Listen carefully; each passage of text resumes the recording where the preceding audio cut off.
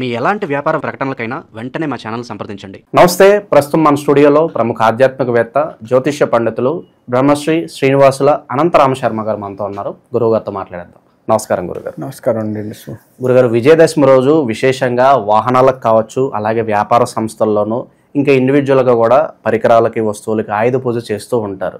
So మరి శుభ సమయం ఏంటి ఆయుధ పూజ చేయడానికి? సరైన పద్ధతి ఏంటి ఆయుధ పూజ చేయడానికి? అలాగే చాలామంది తప్పులు చేస్తూ ఉంటారు. ఎలాంటి తప్పులు సాధారణంగా చేస్తున్నారంటారు ఈ ఆయుధ పూజ చేసే ప్రక్రియలో? మనకి విజయదశమి అక్టోబర్ 2వ తారీఖు వచ్చింది. ఆ రోజు శుభ సమయం అంటే ఆ రోజు ఉదయం మనం ఏ ఆయుధాలు అయితే చేస్తున్నామో వాటిని శుభ్రపరచుకోవాలి. అంటే ఉదాహరణకి ఇప్పుడు కంప్యూటర్ దాని మీద బతికే వాళ్ళు ఉన్న సాఫ్ట్వేర్ ఉన్నారు, దాన్ని శుభ్రపరచుకోవడం వాటర్ సర్వీసింగ్ చేయలేరు కదా. శుభ్రంగా పైన తుడుచుకొని చేసి దాన్ని మంచిగా చక్కగా నీట్గా పెట్టుకోవాలి. ఉత్తప్పుడు ఎట్లా ఉన్నా ఆ రోజు చాలా జాగ్రత్తగా తుడుచుకోగలగాలి. అలా ఎవరు ఏ ఆయుధాలు అయితే పూజ చేసుకున్నారో వాటిని శుభ్రపరిచి పెట్టుకోవడము, వాటికి కంకణాలు కట్టడము, ఇటువంటివి చేస్తూ ఉండాలి. ధూప దీపాలు వెలిగించి చూపిస్తూ ఉండాలి. ఇకపోతే ఉదాహరణకి లారీ తీసుకుందాం. లారీ డ్రైవర్లు, లారీ ఓనర్స్ ఉన్నారు. లారీకి బాగా పూజలు చేస్తారు. ఈ పూజ చేస్తున్నప్పుడు ఈ చేసేది ఏంటంటే నివేదన పెడతాము. నివేదన పెట్టిన తర్వాత అరటిపండు నివేదన పెట్టామనుకోండి, ఉదాహరణకి ఆ చూయించి అగరబత్తీలు ఆ అరటిపండు గుచ్చుతారు. అంటే నైవేద్యం పెట్టిన పండ్లకు గుచ్చుతారు. అసలు ఏ పండుకి అగరబత్తీలు గుచ్చకూడదు. నైవేద్యం పెట్టకపోని. పండు పుట్టింది దేనికి అంటే కడుపు నింపటానికి. ఏ జీవికైనా ఇప్పుడు కోతి పండ్లు కడుపు నింపుతుంది. మనమైనా అంతే. అనారోగ్య సమస్యలతో ఉండి పూజ చేసుకోవాలనుకోండి, ఏది తినద్దు అంటే పండ్లు పాలు తీసుకొని పూజ చేసుకుంటా అంటే కడుపు నింపుతున్నాను కదా. అటువంటి కడుపు నింపేదానికి దేనికి కూడా ఈ అగరబత్తీలు గుచ్చటము చేయటము చేయకూడదు. అంటే దాన్ని వృధా చేయొద్దు అని. అగరబత్తి గుచ్చిన తర్వాత దాన్ని అగరబత్తి గుచ్చిన అంతవరకు తీసేసి తింటామా? తినం కదా. అంటే పాడైపోనియొద్దు, దాన్ని వృధా చేయొద్దు. అలా వృధా చేస్తే అది తర్వాత జన్మలో కావచ్చు, అదే జన్మలో అయినా సరే మనకి దొరకకుండా పోతుంది. ముఖ్యంగా ఇది బాగా చేస్తున్నారు, పండుని వృధా చేస్తున్నారు. కాబట్టి అలా వృధా చేయకూడదు. నివేదన పెట్టిన పండు కూడా వెంటనే తినాలి. పూజంతా కాగానే ఫస్ట్ నివేదన పెట్టిన పండ్లు ఏమున్నాయో అవి తినాలి. తర్వాత తినొచ్చులే అని చెప్పి కనపడ్డదేదో తినటం చేయటం కాదు. ముందు నివేదన పెట్టిన పనులు చేయాలి. ఇటువంటి చాలా తప్పులు చేస్తున్నారు. ఇకపోతే అగరబత్తీలు గుచ్చామని చెప్పి మనం లారీ పూజలు చేస్తున్నప్పుడు బాగా గమనిస్తాను నేను. వాహన పూజలు, లారీ అనే కాదు, ఏ వాహనం, కారు, 2 వీలరు, లారీ, ఏ వాహనం అయినా సరే తీసుకుంటే పూజ చేస్తే నిమ్మకాయలు గుచ్చుతాం. మనం నిమ్మకాయలకు అగరబత్తీలు చూపిస్తాం, లారీకి అగరబత్తీలు చూపిస్తాం. మనం ఏవైతే 3, 5 నిమ్మకాయలు గుచ్చామా ఆ గుచ్చిన దగ్గర ఈ అగరబత్తీలు పెడతారు. నువ్వు నిమ్మకాయలు పెట్టిందే ఎటువంటి శక్తి, దుష్టశక్తి ఈ వాహనం మీదకి రావద్దు అని చెప్పేసి, దిష్టి తగలొద్దు అని చెప్పావు. నువ్వు దాన్ని అగౌరవపరుస్తున్నట్టేగా గుచ్చి, దానికే గుచ్చి అగౌరవపరుస్తున్నావు కదా. అలా కాకుండా నువ్వు సపరేట్ ఇంకొక నిమ్మకాయ గుచ్చి పెట్టుకొని దానికి గుచ్చు, నష్టం లేదు. కానీ పూజ చెయ్యాలి అని 3, 5 నిమ్మకాయలు గుచ్చి పెట్టుకున్న వాటికి ఈ అగరబత్తీలు గుచ్చి చేస్తున్నాం అంటే అగౌరవపరుస్తున్నాము. ఇది ప్రధానంగా వాహన పూజల్లో బాగా చేస్తున్నారు. ఇకపోతే నిమ్మకాయలు పెట్టి చేయటము, తొక్కియటం ఇవన్నీ మంచిది, ఇవన్నీ చాలా మంచిది. ఇదంతా బాగుంది. కాకపోతే ఈ వాహన పూజల దగ్గర ఇది ఒకటి తప్పు చేస్తున్నారు. వాహనాలకు కొబ్బరికాయ కొట్టి చేస్తాము, మనం దిష్టి తీసి కొబ్బరికాయ కొడతాము, అంతవరకు బాగుంది. వాహనానికి నివేదనగా ఏదైనా ఒక పండు ఏదో పెట్టట్లేదు, ఇంకా దిష్టి తీస్తున్నా అయిపోతుంది. నివేదన కూడా పెట్టాలి. మరి వాహనం తింటుందా అంటే అది తినదు. ఒరిజినల్గా చూడాలంటే భగవంతుడు ఏది తినడు. ఆయన చూపుతోటే అనుగ్రహిస్తాడు, శక్తినిస్తాడు. కాబట్టి భగవంతుడు కనుక నిజంగా తిన్నాడే అనుకుందాం. ఆ మధ్య దుర్గాదేవి సినిమా ఒకటి వచ్చింది. పసిపిల్లవాడు నైవేద్యం పెట్టని తండ్రిని పంపిస్తే పూజారి పోయి పెడితే అమ్మవారు తింటలేదు. తినకపోతే మా నాన్న తింటాడు అది ఇది అంటే ఆ పసిపిల్లవాడి భక్తిని చూసి అమ్మవారు తింటుంది. అక్కడ పులిహోర అయిపోతుంది తండ్రి వచ్చేసరికి. అరే నువ్వు తిని అమ్మవారి మీద పెడుతున్నావు, విగ్రహం ఎక్కడన్నా తింటుందా అనేటువంటి మాటలు మాట్లాడుతుంటే పిల్లవాడు అంటాడు, నేను వేదం చదవను, జంజం తీసివేస్తాను, నువ్వు నిరూపించు అంటే, అరే కమ్మడి పులిహోర పెట్టి చేయగడగవేరా అని చేయి చూపించినట్టుగా వీడియో ఉంది సినిమాల్లో. అంటే మన భక్తి చూడండి, మన భక్తి ఉంటే భగవంతుడు తింటాడు. కానీ మనకు భక్తి తక్కువ ఉంది కాబట్టి మొత్తం కనుక భగవంతుడు నిజంగా తింటే మనం పెట్టం.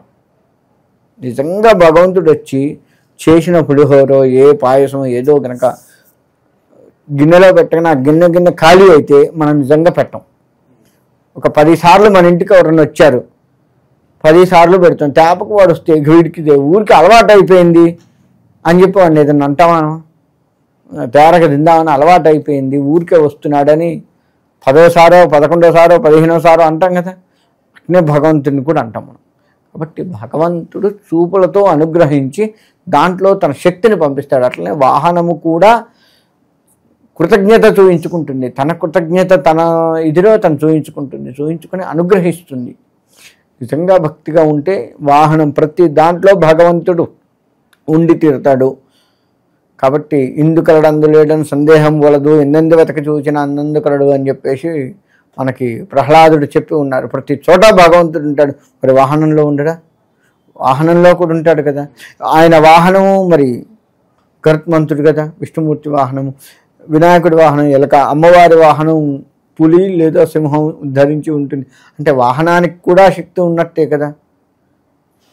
కాబట్టి మన వాహనము శక్తి కలది కాబట్టి దానికి భక్తి శ్రద్ధలతో చేయడం ఉత్తమము వాహన పూజలు చేసేటువంటి వారు.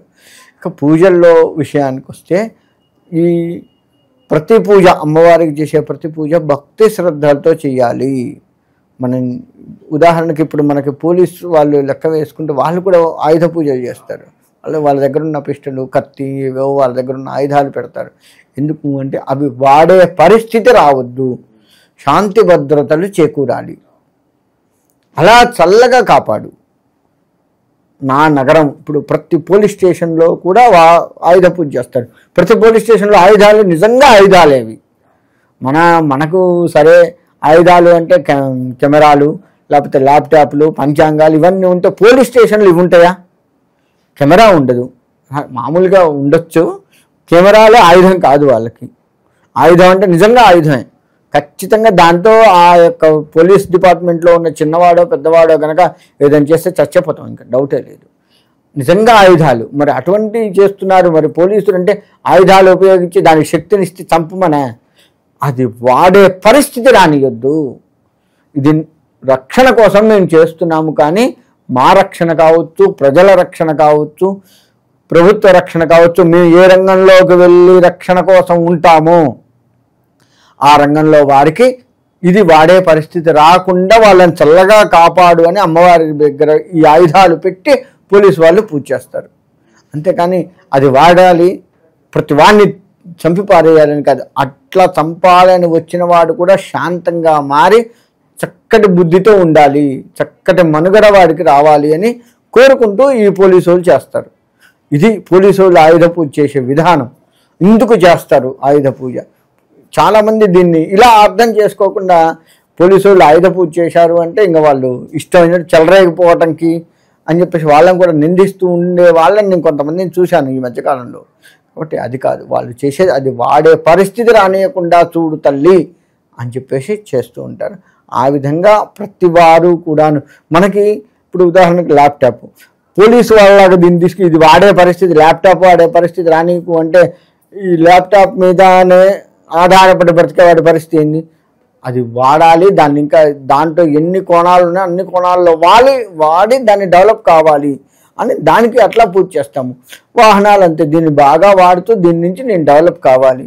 ద్విచక్ర వాహనాలు, చతుశ్చక్ర వాహనాలు అంటే కార్లు, ఇటువంటి మనం చేస్తాం. ఇప్పుడు నా సొంత కారు ఉంది, అందులో నేను వెళ్తే ఎక్కడా కూడా ఏ ఇబ్బంది కలగొద్దు అని దానికి పూజ చేస్తాం. ఇలా ప్రతిదీ ఒక్కొక్క వ్యాపారంలో చేసేది, ఆ వ్యాపారంలో దాన్ని వాడితే ఏం కావద్దు. ఒక్క పోలీసు వాళ్ళకే వాడొద్దు, మిగతా వాళ్ళందరికీ వాడితే ఏం కావద్దు, ఇది వాడకుండా ఏం కావద్దు, ఇది వాడే పరిస్థితి రావద్దు అని పోలీసు వాళ్ళు చేస్తారు.